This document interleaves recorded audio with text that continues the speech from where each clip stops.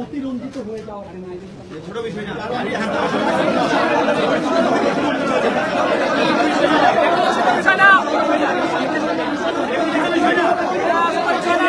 আমরা এখন আছি ঘিওরে। যে ঘটনাটি আপনারা দেখেছেন সেই ভাই আমার পাশে আছে। আমরা তো ভিডিওটা দেখেছি যে আপনার দাড়ি ধরে টান দেওয়া থেকে আমরা দেখেছি। আসলে কেন এই পরিস্থিতিটা হলো এবং কারণটা কি একটু বলেন তো আমাদের। যতবার আপনার ভিডিওটা দেখেছেন তারা দাড়িতে সে প্রথমে যে দাড়িতে আক্রমণ করছে, এরপরে বারবার সে দাড়িতে আক্রমণ করার চেষ্টা করছে, অন্য কোনো আক্রমণ করে নাই, বারবার পরবর্তী সে দাড়িতে গিয়ে আক্রমণ করেছে। তাই আমরা আমার ইমানের দাবিতে আমরা এই গাড়িতে আমরা 4 জন যাচ্ছি ঘিওরে সেই ওই বেদবটাকে চরম শিক্ষা দেওয়ার জন্য। আসসালামু আলাইকুম সুপ্রিয় দর্শক, আপনারা দেখতে পেয়েছেন মানিকগঞ্জে এক কুলাঙ্গার এক কম্পিউটার দোকানের হুজুরকে দাড়ি ধরে টেনেছেন কিভাবে আপনারা দেখতে পেয়েছেন, তারপরে আক্রমণ করেছে। ভিডিওটি বাংলাদেশের সোশ্যাল মিডিয়াতে তুমুলভাবে ভাইরাল হয়েছে। এই বিষয়টির প্রতিবাদ জানাতে গিয়েছেন নবমুসলিম আল আমিন ভাই। তিনি মানিকগঞ্জে ছুটে গিয়েছেন এবং সেখানে গিয়ে বিক্ষোভ মিছিল করেছেন। সরাসরি সেই ভিকটিমের সাক্ষাৎকার নিয়েছেন, তার সাথে কি করা হয়েছে বিস্তারিত। সুপ্রিয় দর্শক, এরপর বিক্ষোভ মিছিল করেছেন। বিক্ষোভ মিছিলের সময় সেনাবাহিনীর সাথে মুখোমুখি অবস্থানে যান এবং সুপ্রিয় দর্শক, সেনাবাহিনী এবং তাওহীদি জনতার ভিতরে কি হয়েছে, কি কথা হয়েছে, আমরা বিস্তারিত এই ভিডিও। আসসালামু আলাইকুম ওয়া রাহমাতুল্লাহি ওয়া বারাকাতুহু। আসলে আপনারা সকাল থেকে একটি ঘটনা ফেসবুকে ঘুরপাক খাচ্ছে, দেখেছেন যে আমাদের একজন ভাইকে দাড়ি ধরে টানা হয়েছে। এখানে দাড়ি ধরে টানাটা আসলে আমাদের মুসলিমদের রক্তকরণ হয়েছে আমি বলবো। কারণ এই দাড়ি আমরা কি মানুষের সন্তুষ্ট রেখেছি? না, আমরা দাড়ি রেখেছি আল্লাহ রাসূলের সুন্নতের জন্য, আল্লাহকে সন্তুষ্ট করার জন্য। এবং দাড়িতে হাত দেওয়া মানে হলো আল্লাহ রাসূলের দাড়িতে হাত দেওয়া, দাড়িতে হাত দেওয়া মানে আল্লাহ রাসূলের সুন্নাহকে হাত দেওয়া। এই লোকের স্পর্ধা কিভাবে হলো? রাসূল সাল্লাল্লাহু আলাইহি ওয়াসাল্লামের দাড়িতে সে হাত দেয়, যদি ওই লোক ভুল করে তাকে যদি শাস্তি দিত, গায়ে হাত তুলতো, এটা আমাদের এতটা লাগতো না। সে যতবার আপনার ভিডিওটা দেখেছেন তারা দাড়িতে সে প্রথমে যে দাড়িতে আক্রমণ করছে, এরপরে বারবার সে দাড়িতে আক্রমণ করার চেষ্টা করছে, অন্য কোনো আক্রমণ করে নাই, বারবার পরবর্তী সে দাড়িতে গিয়ে আক্রমণ করেছে। তাই আমরা আমার ইমানের দাবিতে আমরা এই গাড়িতে আমরা 4 জন যাচ্ছি ঘিওরে সেই ওই বেদবটাকে চরম শিক্ষা দেওয়ার জন্য যে তুই এটা কেন করলি। আমি যাবো, তুমি সাহস পাবে দাড়িতে হাত দাও, তোমার সাহসটা আমি দেখি, তুমি স্থানীয় না কি এটা আমাদের দেখার বিষয় না। এবং এই লাইভটি আপনারা শেয়ার করবেন এবং আশেপাশে তার তাওহীদি জনতা আছেন ইমানের দাবিতে রাসূলের ভালোবাসা আপনারা ঘিওর বাসের জন্য সবাই চলে আসেন ইনশাআল্লাহ। ওর বিচার করতে হবে, ওকে আমরা প্রশাসনের হাতে তুলে দিব ইনশাআল্লাহ। তাহলে ও কি চায়, ও কেন এটা করবে, ব্যাখ্যা দিতে হবে। ব্যাখ্যা যদি আমাদের কাছে সঠিক মনে হয় তাহলে এটা আমরা দেখবো এবং স্থানীয় আলেম ওলামারা আছেন, তারা যে ডিসিশন নেবে এটার উপরে আমরা ইনশাআল্লাহ আমরা থাকবো। কিন্তু আমরা ইমানের দাবিতে কেউ কখনো আমরা আলাদা নই। রাসূল সাল্লাল্লাহু আলাইহি হাদিসটা আপনাদের মনে করায় দিতে চাই। রাসূল সাল্লাল্লাহু আলাইহি তোমরা এক দেহ। দেহটা কেমন? যদি কোনো মাথায় ব্যথা হয় পুরো ব্যথা, পুরো শরীরে যেমন ব্যথা পায়, পা যেমন ব্যথা পাইলে পুরো শরীর ব্যথা করে, আমার নাকে ব্যথা হলে পুরো শরীর ব্যথা করবে, চোখে ব্যথা হলে পুরো শরীর ব্যথা করবে। এরকম আমার মুসলিমরা এক ভাই আমার কষ্ট পাবে, আমিও কষ্ট পাবো। এই কষ্ট আমি না পেতে পারি তাহলে আমি মুসলিমের কাতারে পড়ি না। আমরা ফিলিস্তিন করে চিল্লাচিল্লি করি, ফিলিস্তিনি ভাইদের জন্য আমরা কষ্ট পাই। আজকে আমার মুসলিমকে এভাবে হেনস্থা করা হলো, তার বিরুদ্ধে আমাদের সোচ্চার হতে হবে। আমাদের দেশে মুসলিমদের নির্যাতন করা হচ্ছে, ওকে ফ্রি মানুষের কাছ থেকে তুমি ও এত বড় খাইছো, ফ্রি মানুষের কাছ থেকে কাজ করবে কেন? ও কি তোর টাকা সমস্যা কি? আপনি করবি কেন তার সাথে? পার্সোনালি শেয়ার করতে দাড়িতে হাত দিবি কেন? কয়েক বছর দাড়ি বলে আক্রমণ করছে। এই স্পষ্ট সে দাড়ি বিদ্বেষী, সে রাসূল বিদ্বেষী, স্পষ্ট এখান থেকে বোঝা যাচ্ছে। তাই আপনারা যারা লাইভটি দেখছেন, লাইভটি প্রচন্ড আকারে শেয়ার করবেন ইনশাআল্লাহ, যাতে ঘিওরের আশেপাশে, মানিকগঞ্জের আশেপাশে যারা আছেন, তো এই জন্য আমি ঢাকা থেকে যাচ্ছি, শুধুমাত্র ইমানের দাবিতে আমরা ঢাকা থেকে যাচ্ছি সবাই। দেখো আমাদের আছে যারা আমরা ঢাকা থেকে যাচ্ছি, এখানে সোহাগ ভাই আছে, আমার ছোট ভাই আছে, এখানে আবিদ ভাই আছে, আমরা এখানে ঢাকা থেকে যাচ্ছি শুধুমাত্র ইমানের তাড়নায়, ইমানের দাবিতে যাচ্ছি। তাই এবং এটা সর্বশেষ আপনারা আমরা সেনাবাহিনীর সাথে কথা বলেছি, আলহামদুলিল্লাহ আমাদের সেনাবাহিনী থেকে এখানে বলা হয়েছে আমরা যাচ্ছি। এটা পুলিশ প্রশাসন সবাই জানে, স্থানীয় আলেম ওলামারা জানে। ওকে ফোন দেওয়া হয়েছে এই বিষয় নিয়ে, ও কোনো ব্যাখ্যা দিতে পারে নাই। মিডিয়াকে আমরা বলেছি, আমি যেটা টিভি চ্যানেলের সাথে যুক্ত সেখান থেকে বলা হয়েছে সবকিছু এখান থেকে আমরা, ও যদি সঠিক ব্যাখ্যা দিতে পারো কেন করছে, ওর ছাড়া যদি সঠিক ব্যাখ্যা না দিতে পারে ওর মাপ চাইতে হবে, না ওর কি বিচার হবে না সেখানকার আলেম ওলামা এবং সেখানকার স্থানীয় পুলিশ প্রশাসন, সেখানকার আর্মি ক্যাম্প, তারা এটা ডিসাইড করবে। বাট এটাকে ছাড় দেওয়া হবে না ইনশাআল্লাহ, ইনশাআল্লাহ ছাড় দেওয়া হবে না। আমার রাসূলের গায়ে হাত দেওয়া আমি মনে করতেছি আজকে আমার দাড়িতে হাত দেওয়া হয়, ফোন বন্ধ করে, আমার যদি আজকে দাড়িতে হাত দেওয়া হয়, সরি আমার একটা কল আসছে, আজকে আমি দাড়ি রেখেছি রাসূলের সুন্নায়, আমি পাকড়ি করেছি রাসূলের ভালোবাসায়, আমি জুব্বা করি রাসূলের ভালোবাসায়। এই পাকড়ি, এই দাড়ির প্রতি কেউ হাত দেয়, কিন্তু তাকে টানাটানি করে, এর মানে কি? সে আমাকে হাত দিল? সে যায়, সে দাড়ি নিয়ে একটা বাজে ওয়ার্ড ইউজ করছে, সে তাকে ই করতেছে, হুজুর বলে তাকে নরমাল পেয়ে গেছেন আপনারা। আমরা সব মুসলিমরা এক ঐক্যজোট হবে ইনশাল্লাহ। সব মুসলিম ঐক্য থাকবো। আশেপাশে ঘিওরের আশেপাশে যারা আছেন, আমি ঘিওর বাস স্ট্যান্ডে যাচ্ছি, আপনারা সেখানে আসুন, ইনশাল্লাহ দেখা হবে এবং আপনার সাথে কথা হবে এবং আপনাদের এলাকার কি বিচার করছেন আমরা দেখবো, আমরা দেখতে যাচ্ছি। ওর চেহারাটা সরাসরি দেখা খুব শখ আমার, কেন এটা করবো আমি দেখি, আমার হাত দিতে পারে কিনা, সাহসটা ওর আছে কিনা আমি দেখবো ইনশাল্লাহ। দেখবো ইনশাল্লাহ। সবাই আমাদের জন্য দোয়া করবেন এবং সব মুসলিম ঐক্যবদ্ধ থাকবেন। কোন মুসলিমকে নির্যাতন করলে এর বিরুদ্ধে আমরা দাঁড়িয়ে যাবো ইনশাল্লাহ। সেটা হতে পারে আমার বিপক্ষে, হতে পারে আরেক ভাই, যে ভাইয়ের বিপক্ষে হবে, সে কে, সে কোন বর্ণের, সে কোন গোত্রের, সে কোন মাযহাবের, সে কোন কিসের, এটা আমাদের দেখার বিষয়। সে মুসলিম, তেরা মেরা রিশতা क्या है, লা ইলাহা ইল্লাল্লাহ। আমার আপনার রিশতা মানে আমার আপনার সম্পর্ক হলো কি লা ইলাহা ইল্লাল্লাহ, এটা আমার সম্পর্ক। যে কোন মাযহাবের না কোন কি, এটা আমার দেখার সময় নাই। ইনশাআল্লাহ সব মুসলিমরা এক ঐক্যবদ্ধ থাকবেন। আমার জন্য দোয়া করবেন। আমরা যাচ্ছি লাইভ বেশি শেয়ার করতে তাদের মানিকগঞ্জ আশেপাশের যারা ভাই ব্রাদাররা আছেন, যারা তৈরি জনতা আছেন, যারা ওখানকার স্থানীয় নেতা আছেন, সবাই যেন ভিডিওটা আসসালামু আলাইকুম রহমতুল্লাহি ওয়া বারাকাতুহু। আমরা এখন আছি ঘিওরে। যে ঘটনাটি আপনারা দেখেছেন, সে ভাই আমার পাশে আছে এবং আরো অনেক ভাইরা আমাদের এখানে আছে আলহামদুলিল্লাহ। আমি একটু দেখাই। তো আমরা এই লাইভে জানবো আসলে মূল ঘটনাটা কি হয়েছে এবং এই ভাইয়ের এখন দাবি কি এবং ভাই কি জানতে চাচ্ছে, এটা আমরা জানবো। অনেক ভাইরা কিন্তু এখানে আসছে, আমরা মুসলিম ভাইয়ের কাছে জানতে চাচ্ছি আসলে ভাই, আমরা তো ভিডিওটা দেখেছি যে আপনার দাড়ি ধরে টান দেওয়া থেকে আমরা দেখেছি, আসলে কেন এই পরিস্থিতিটা হলো এবং কারণটা কি একটু বলেন তো আমাদের। আমি একজন কম্পিউটারের দোকান, তার এটা তো আগেই বলেছি। এখন সে আমার দোকানে মাঝে মাঝে কাজ করতে আসে, কিন্তু সে আমার সঠিক পারিশ্রমিক দেয় না। আচ্ছা, সে উগ্র শ্রেণীর লোক, এলাকার প্রভাব খাটিয়ে বিভিন্ন লোকের সাথে এরকম খারাপ আচরণ করে থাকে। কেউ কিছু বলে না, এলাকায় দোকানদারি করতে হয়, ব্যবসার সাথে কেউ কিছু বলে না তারে। আমি তারে বলছিলাম এর আগেও যে ভাই, কাজ করলে আসলে সঠিক পারিশ্রমিক দিতে হবে। সে এই পরে থেকে আমার সাথে একটু মনোমালিন্য। সে গতকালকে আসছিল আমাকে লাঞ্ছিত করার জন্য, এই উদ্দেশ্য নিয়ে এলোমেলো কতগুলো দলিল, ওটা আসলে উছিলা ছিল। গতকালকে আপনাদের কাজ করাইছে? হ্যাঁ, উছিলা ছিল। এখন ওই উছিলায় আসতেছে, সে আইসা আমাকে ওই এলোমেলো কাগজ দিয়ে খারিজ করে দিতে বলে, খারিজের আবেদন করে দিতে বলে। আমি বলি যে এলোমেলো এইসব কাগজ দিয়ে তো আসলে আবেদন হয় না, আমি আপনাকে গুছিয়ে দেন এবং কোন কোন দাগ থেকে আপনি কত শতাংশ খারিজ করবেন এই লিস্টটা আমাকে দেন। তারা 2 ঘন্টা যাবত নিজেদের জমি তারা নিজেরাই বলতে পারে নাই যে আসলে সে কোন দাগে থেকে কত শতাংশ জমি পাবে। সে যদি যার জমি সেই যদি না বলতে পারে, আমি কিভাবে তারা আবেদন করে দিব? আমি আবেদন করে দিতে ব্যর্থ হয়েছি। এই কারণে তারা তারপরে একজন এই দলিল লেখককে আহ্বান করে, দলিল লেখক আসে, তাদের সবকিছু দেখে বলে যে না, এইভাবে আসলে আবেদন করা সম্ভব না, মানে এভাবে আবেদন করতে পারবে না, আমার অফিসে কাগজপত্র নিয়ে যায়েন, আমি সব দেখে আপনার একটা কাগজ লিখে দেবো, ওইটা মানে খেয়ে দিয়ে মানে আবেদন করে দেবেন। ভাইয়ের কথা ঠিক আছে।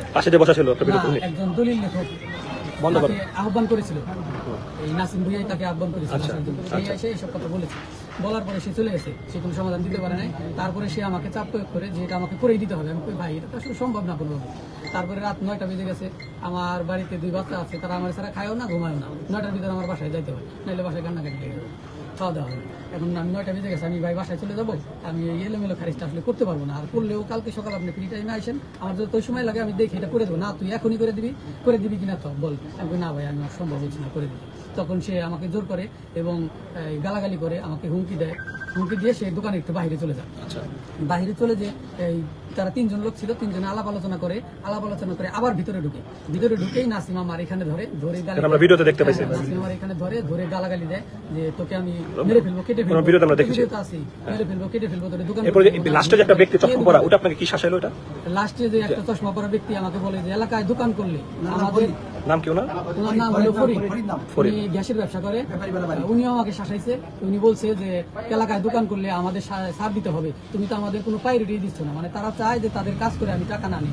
বিভিন্ন সময় এরকম ভাব দেখাইছে বা এরকম আচরণ করছে, এরকম চাপ প্রয়োগ করছে।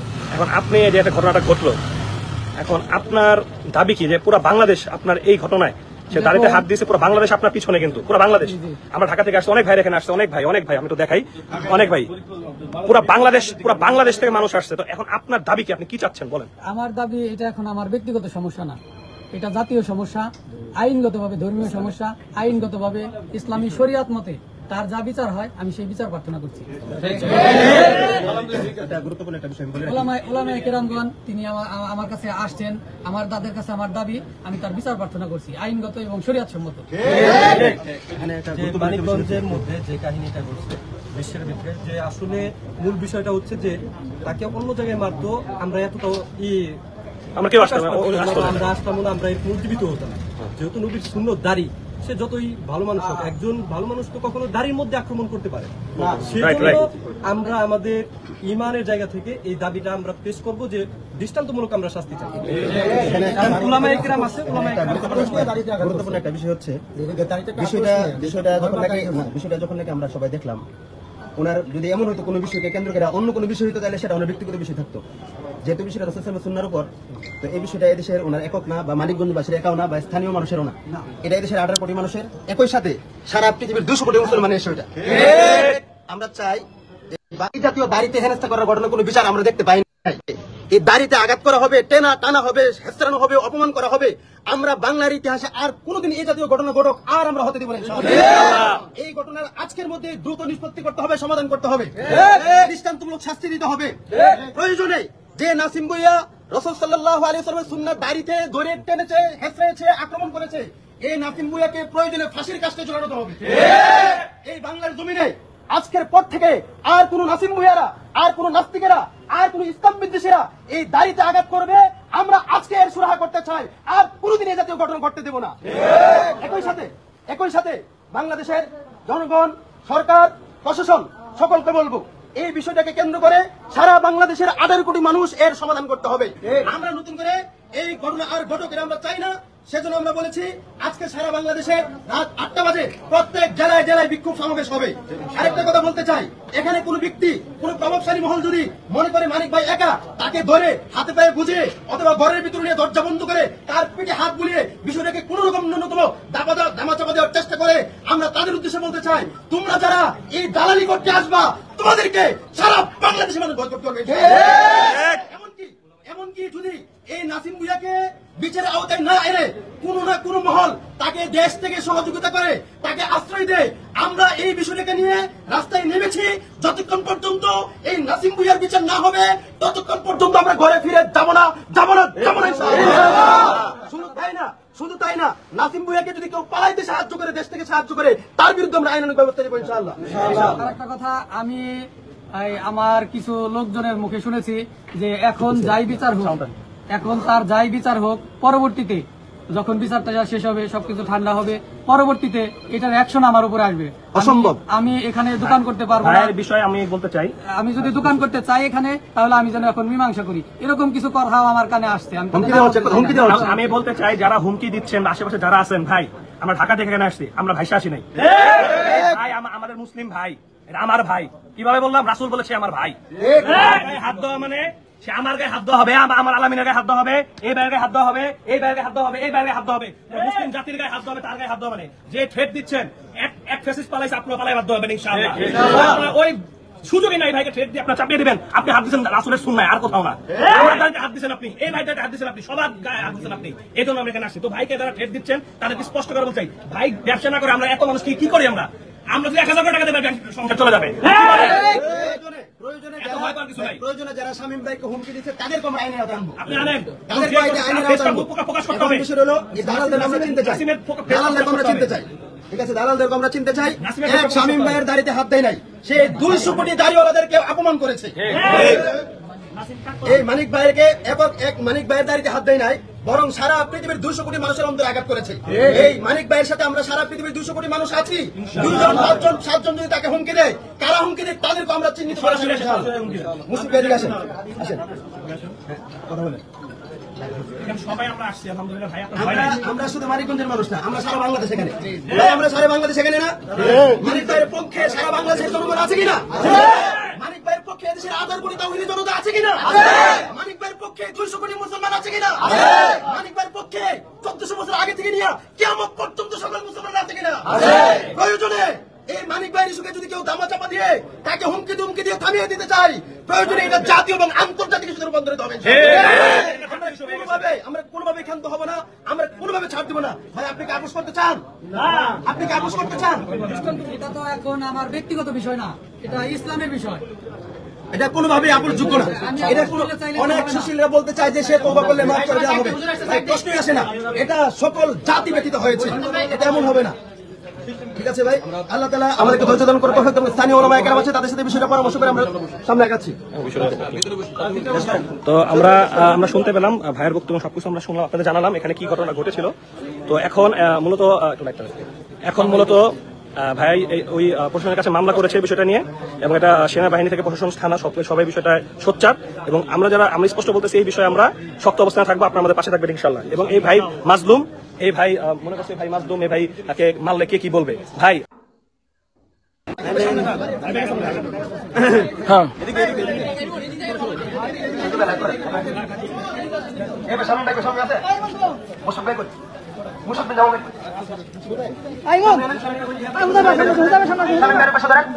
ভাই পরিচিত মুখের সামনে আসেন।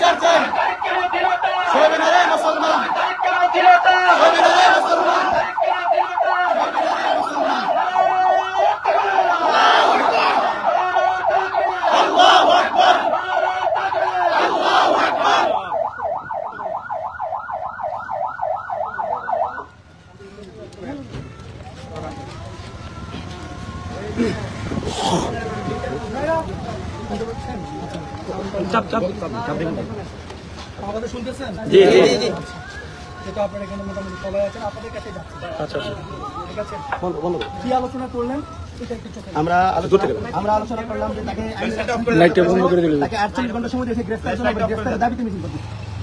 এবার আমি আপনাদেরকে, আমরা আইন শৃঙ্খলা বাহিনী আমরা কি কাজ করেছি, পুলিশের সহায়তায় পুলিশ কি কাজ করেছে সেই জিনিস আমরাও শুনতে চাই। দরকার আছে আপনাদেরকে ক্লারিফিকেশনের জন্য 3-4টা জিনিস আমি ক্লারিফাই করব। 3-4টা জিনিস আমি ক্লারিফাই করবো। প্রথম জিনিসটা হচ্ছে আমরা অলরেডি ভিকটিম আছেন, উনি অলরেডি কেস করেছেন থানায়, আমরা তার সাথে কথা বলেছি। যে 3 জন ছিল আমরা তাদের 3 জন ছিল, তাদের মধ্যে আমরা 2 জনকে আমরা আইডেন্টিফাই করতে পেরেছি, 2 জনের বাসা আমরা আইডেন্টিফাই করতে পেরেছি। আমরা 2 জনের বাসায় গিয়েছি, বাসায় যাওয়ার পরে আমরা একজনের বাসায় কেউ নেই, আরেকজনের বাসায় উনি নাই, বা ওনার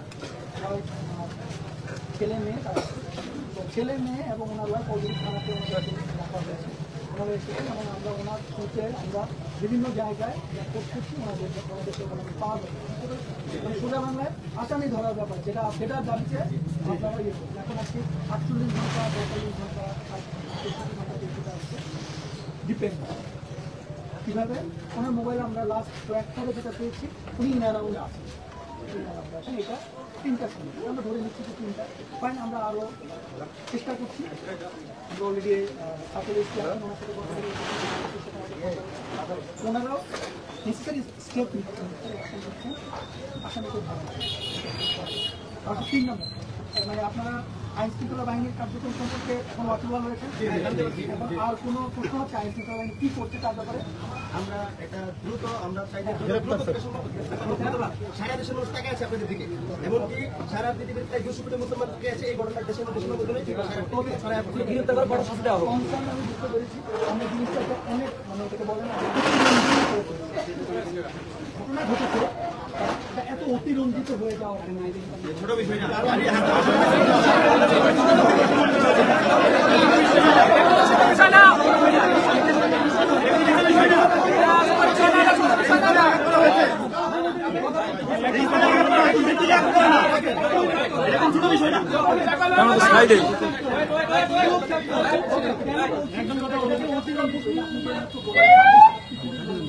আমরা জিনিসটা কনসার্নে নিয়েছি, তোমার সাথে আমি ব্যক্তিগতভাবে কথা বলছি। উনি কেস করেছেন একজনের নামে, উনি একজনের বাসার কথা বলেছেন, আমি ওনার সাথে কথা বলে 3 জনের বাসার কথা বলেছি, উনি আমাকে 2 জনের সাথে উনি আমাকে অ্যাক্সেস করছেন, আমি ওনাকে বিষয়টা এমন না যে আমি the person who has committed the crime, simple. এতটুকু পর্যন্ত পরিষ্কার। এখন আসি 3 নম্বর ইস্যু, যেটা এই যে আমরা মব জাস্টিস নামে একটা ওয়ার্ড শুনেছি না, এই ঘটনার প্রেক্ষিতে এই ধরনের কোনো কার্যক্রম করা যাবে না। আমরা কখনো মব করব আপনারা একটা মিনিট আমাদের কথা শুনে একদম শান্তভাবে শুনুন। আপনারা আমাদেরকে সহযোগিতা করবেন, এক কদম আমরা 10 কদম আপনাদের দিতে চাই, বুঝতে পেরেছেন? আপনি তো ওনাদের সাথে কথা বলেছেন, রাইট? ওনাকে জিজ্ঞেস করে দেখেন উনি হ্যাঁ আপনি কেউ পিছনে কথা বলবেন। আপনি যখন আমাদের কাছে কোনো একটা কমপ্লেন নিয়ে এসেছিলেন, আপনাকে কি আমরা কোনোভাবে কম গ্রহণযোগ্যতার সাথে নিয়েছি, এরকম কিছু হয়েছে? আপনি যখন কমপ্লেন দিয়েছেন আমরা সাথে সাথে রিঅ্যাক্ট করেছি, রাইট? এবং আপনারা যেটার জন্য আসছেন মেজর রাফি স্যার আপনাদেরকে সেই বিষয়টা সম্পর্কে অবগত করেছে, রাইট? আমরা চেষ্টা করছি আপনারা সহযোগিতা করলে আমাদের জন্য কাজ করাটা আরো সহজ। আমার কথা বুঝতে পেরেছি? আমরা আপনাদের জন্য কাজ করতে চাই, আমরা সাধারণ মানুষের জন্য কাজ করতে চাই। দিস ইজ আ ক্রাইম, যেটা হয়েছে ভুল হয়েছে, ঠিক হয় না।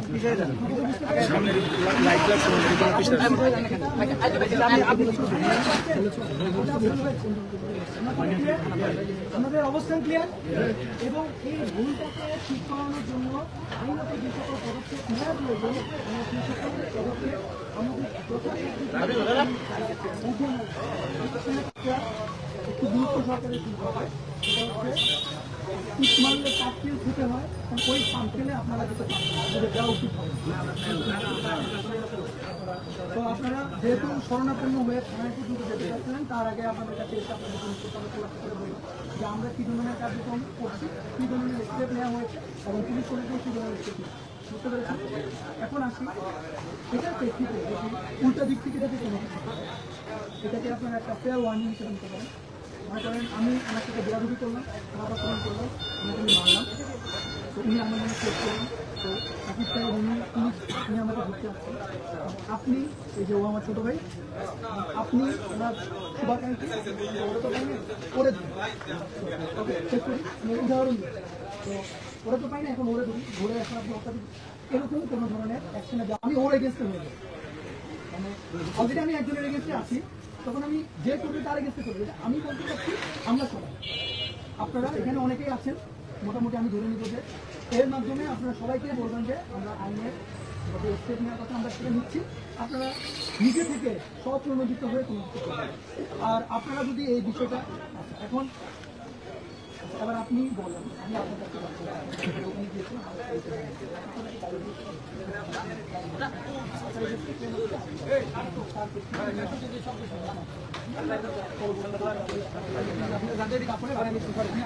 আপনার সরে সরে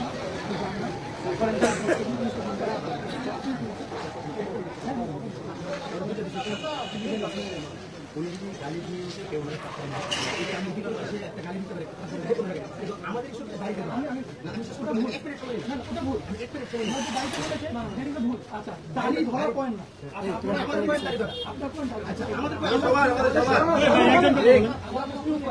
আমার পক্ষ থেকে কোনো গালিও দেওয়া হয় নাই, তাতে কোনো মারাও হয় নাই, কিছুই না। ভিডিও ফুটেজে স্পষ্ট আমি কাউকে গালি দেই না। আমি আপনাদেরকে একটা কেউ আমাকে মারলেও আমি তাকে মারি না। আমি হাত পিছা করে ছিলাম, আমি ভিডিওতে ছিলাম, আপনার সাথে ভিডিওতে স্পষ্ট। আচ্ছা ধরে আপনারা একটু স্যার আমার কথা একটু আমরা শুরু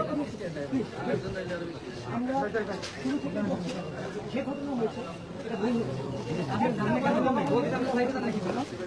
আমি বারবার বলছি আমাদের অবস্থা পয়েন্টে দাঁড়ায় কিন্তু ভাই লোকজন যাওয়া আসা বিঘ্ন হয়ে গেছে মানে মিডিল পয়েন্টে দাঁড়ানোর কারণে লোকজন যাওয়া আসাটা বিঘ্ন হয়ে গেছে ওদিকে অনেক গাড়ি ওই জায়গা হয়ে গেছে এদিকে ওভারটেক হয়ে গেছে। ওনার দোকান পর্যন্ত গিয়ে একটা আলোচনা করে সচেতনের জন্য সবাই থাকে সচেতনের জন্য সচেতন থাকে ওনার উপর যেন পরবর্তী সময় কোনো অ্যাকশন না আসে উনি বইয়ের মধ্যে আছে এটা একটা বিষয়। দুই নম্বর বিষয় ক্রাইমের বিরুদ্ধে আমরা সকলেই মাঠে নেমেছি, আপনাদের শরণাপন্ন হয়েছি। এই ক্রাইমকারীকে অনতিবিলম্বে যত সম্ভব দেশে প্রযুক্তি আছে আপনারা সক্রিয় সবাই যত সম্ভব গ্রেফতার করে আমরা এই দুটো পয়েন্ট রাইট। ওকে ওকে ঠিক আছে, ফার্স্ট পয়েন্টে যদি আমি কথা বলি যে ওনার সিকিউরিটি রাইট, ওনার সিকিউরিটি নিয়ে যদি কথা বলি আমরা আইন শৃঙ্খলা বাহিনী কাজ করছি অনেস্টলি।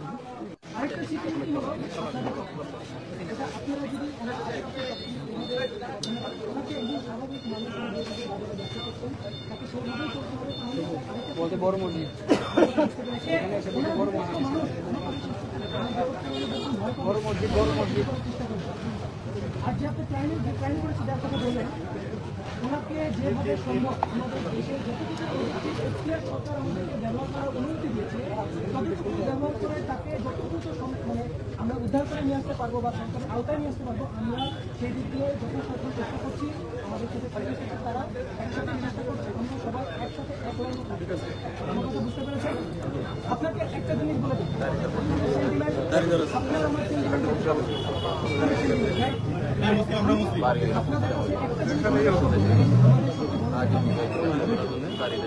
আপনারা ধৈর্য সহকারে অপেক্ষা করেন টাইমে, আমাদেরকে সুযোগ দেয়, আমাদেরকে কাজ করতে দিলে আপনারাও সেই কাজটা দেখতে সন্তুষ্ট থাকবেন। আপনাদের জন্য যেরকম ভালো হবে যত দ্রুত আমরা কাজ করতে পারবো, আমাদের জন্য বেটারমেন্ট হবে, আমরা আরও রিল্যাক্সে কাজ করতে পারবো। আমি আপনাদের সেন্টিমেন্টটা বুঝতে পারছি, আপনারা মসজিদে পাঁচাত্তর নামাজ পড়েন, এলাকার সাথে করে ভাই ভাই গায়ে হাত দিচ্ছে, এলাকার ছেলে খারাপ লেগেছে, আপনারা খুবই স্বাভাবিক। এটা যদি আমার এলাকায় আমার গায়ে হাত দিত প্লিজ আমি আমার স্বাভাবিক কথা বলছি, আমার এলাকায় যদি এরকম কিছু হতো আমার এলাকার লোকজনও এভাবেই আসতো, এটা খুবই স্বাভাবিক। এবার আমি আপনাদেরকে রিকোয়েস্ট করবো, এই যে আমরা বলে যাচ্ছি যে পরবর্তীতে আপনারা কিছু করবেন না, আমরা আপনাদেরকে সাহায্য করতে চাই। আমরা এই কথাটা বারবার চেষ্টা করি, মানে আপনাকে ক্লিয়ারলি বলে দিতে চাচ্ছি আমরা আপনাকে সাহায্য করতে চাই, আমরা ক্রাইমের এগেনস্ট, বাট এখানে একটা বাট আছে, বাট আপনাদের পক্ষ থেকে সাহায্যটা ক্লিয়ারলি বলে দিয়েছে। তৃতীয় কোনো ব্যক্তিকে যদি কেউ চেষ্টা করেন বা কেউ যদি হয়ে যায় কেউ কিন্তু ক্রাইমের আওতাভুক্ত হয়ে যায়। কথাটা বুঝতে পেরেছেন?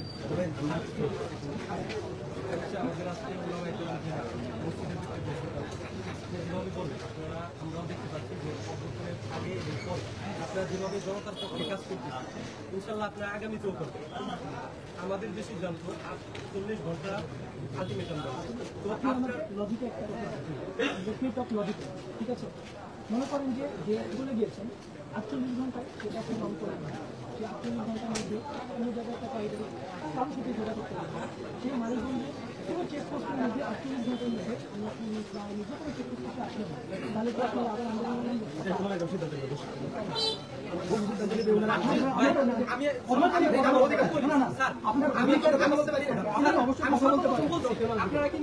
আপনারা কিন্তু অ্যাক্টিভ, ঠিক আছে, কিন্তু আপনারা কিন্তু বিভিন্ন বিষয়গুলো নিয়েও আপনারা অ্যাক্টিভ ভাবে কাজ করেন। অবশ্য এই বিষয়টা নিয়েও আপনারা এই পর্যন্ত করতেছেন, আগামীতে আরো বেশি করবেন। এটা হলো আমরা আপনার বিষয়ে যেভাবে গুরুত্ব দিই, আমরা একটা সেকেন্ডারি বিষয়ে 100% গুরুত্ব দিই। আমাদের গুরুত্ব দেওয়াতে কোনো কাজ নেই, 24 আওয়ার্স আমরা কাজ করতে রাজি আছি। আমার কথা বুঝতে পেরেছেন? ক্লিয়ার? 48 ঘন্টার মধ্যে আপনারা যদি আপনাদের একটা দাবি আছে, very good, I like it. 48 ঘন্টার মধ্যে যদি তাকে না পাওয়া যায়, সেক্ষেত্রে কি আপনারা আবার মব নিয়ে আসবেন? আমি বলি আপনাকে 48 ঘন্টা পর যদি বাই চান্স উনি না আসে, হোপফুলি পেয়ে যাবো আমরা, হোপফুলি উনিও চলে আসবেন, বাট ইনশাল্লাহ, অবশ্যই ইনশাল্লাহ। বাট যদি উনি না আসে, সেক্ষেত্রে আপনার অ্যাপ্রোচ কী হবে? আপনাদের এখানে না না না please let me clarify, so that আমি আপনাকে 48 ঘন্টা পরে হেল্প করতে পারি। ঠিক আছে? আমি যেন আপনাকে 48 ঘন্টা 72 ঘন্টা কেন, যতদিন আমরা এটাকে জীবিত রাখবেন না করলে ততদিন যেন আপনাদেরকে হেল্প করতে পারি, রাইট? আপনি 48 ঘন্টা পরে যদি দেখেন যে না আপনাকে পাওয়া যায় না, আপনি দয়া করে আপনার এখানে মুরব্বী যারা এখানে সিদ্ধান্ত নিচ্ছেন, একটা মসজিদে যারা আছেন, যারা সিদ্ধান্ত নিচ্ছেন, তাদেরকে আপনার তাদেরকে it can be 5 or 6%, but it can not be 10 or 20%। তাহলে হবে কি, তাদের জন্য কাজ করা ওনারা যখন আমাদের জন্য কাজ করা, আপনারা 48 ঘন্টা দাবি করেন, তাহলে 24 ঘন্টা, 2 ঘন্টা, 1 ঘন্টা দাবি করতে পারেন, আই ডোন্ট মাইন্ড, এবং এটা আমার পক্ষ থেকে উচিত হবে না। আমার কথা বুঝতে পেরেছেন? আশা করি আমি আপনাদেরকে ক্লিয়ারলি বুঝতে পারছি, রাইট? আমরা শেষ করে দেব। আপনারা এটাকে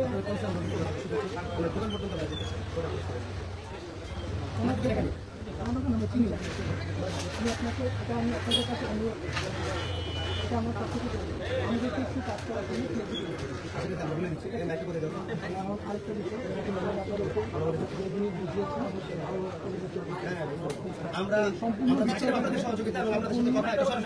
সম্পূর্ণ বিষয়টাকে অন্যদিকে শেষ করতে দেন, সম্পূর্ণ বিষয়টাকে অন্যদিকে এটা একটা রিকোয়েস্ট, এটাকে অন্যদিকে মনে হয়। একটা জিনিস হয়েছে, একটা ঘটনা ঘটেছে, এটাকে একটা কারণ যে ওভারঅল দেখতে সিচুয়েশন আমরা এরকম বলে বা কোনো কিছু আমরা সবসময় অন্যদিকে মন রাখা যায়। বুঝতে পেরেছেন? সাধারণ ঘটনা, ভেরি ডিফিকাল্ট। সাধারণ মারি মারি কিন্তু আমরা এটা না। তাছাড়া যদি হাতাহাতি হতো স্যার,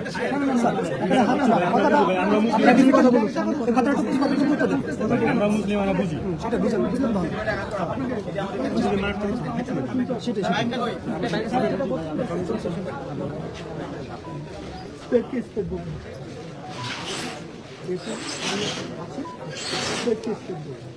স্টেপটা হচ্ছে যে প্রসঙ্গটা তুলেছেন যেভাবে, আমি প্রসঙ্গটাকে ঠিক সেভাবেই নিচ্ছি বলতে ওনাকে বলবো, আমি যদি বলি যে আইনানুগভাবে না, মর্জি পোস্ট মর্জি অনুযায়ী ওনাকে শারীরিকভাবে আঘাত করা, ওনাকে আমাদের ফিজিক্যালি অ্যাসল্ট, আমি ওনাকে ফিজিক্যালি অ্যাসল্ট করা হয়েছে, আমি এটাকে ক্রাইম ধরে রাখছি। আপনার মনে হচ্ছে যে কেন দাঁড়িয়ে দিচ্ছে, আমারও দাঁড়িয়ে, আমি আপনার পয়েন্ট হচ্ছে আপনি যদি বলেন দাড়ি কেন ধুলো, এই জন্য আমি আরও উপরে না রিকোয়েস্ট, বিকজ এটা অন্যদিকে যাবে, তখন হয়ে যাবে কি যে মুসলিমদেরকে দাড়ি ধরতে না, জিনিসটা এভাবে ধরেন যে আমার একজন ভাইকে মারছে, আমরা এভাবে থাকি। আপনারা যদি বলেন যে ওনার দাড়ি ধরছে দেখে আমরা এটাকে আরো বেশি, আমরা দাড়ি ধরছে বিদায় আসছে, আমাদের সুন্নতের উপর আঘাত করছে। আপনি আপনার জায়গা থেকে আপনার জায়গায় সবকিছু ওকে, এই কথাটা তো আপনার খেলাটা ক্লিয়ার করতেছেন, কষ্ট আছে, বলতে কষ্ট আছে। এখানে পয়েন্ট হচ্ছে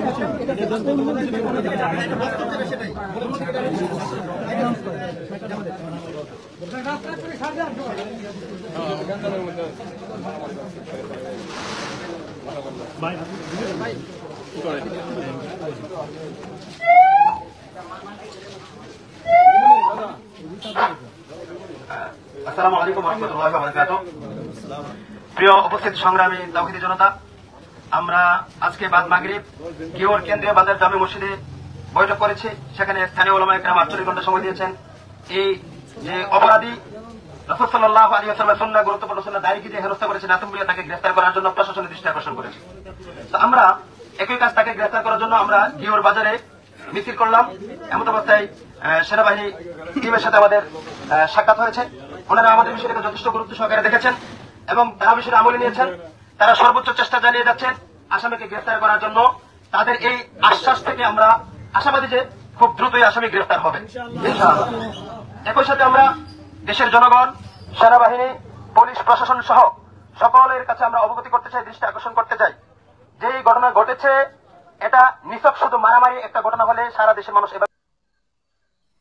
সুপ্রিয় দর্শক, বিষয়টি আপনারা কিভাবে দেখছেন অবশ্যই আপনাদের মূল্যবান মন্তব্য কমেন্ট বক্সে জানাবেন।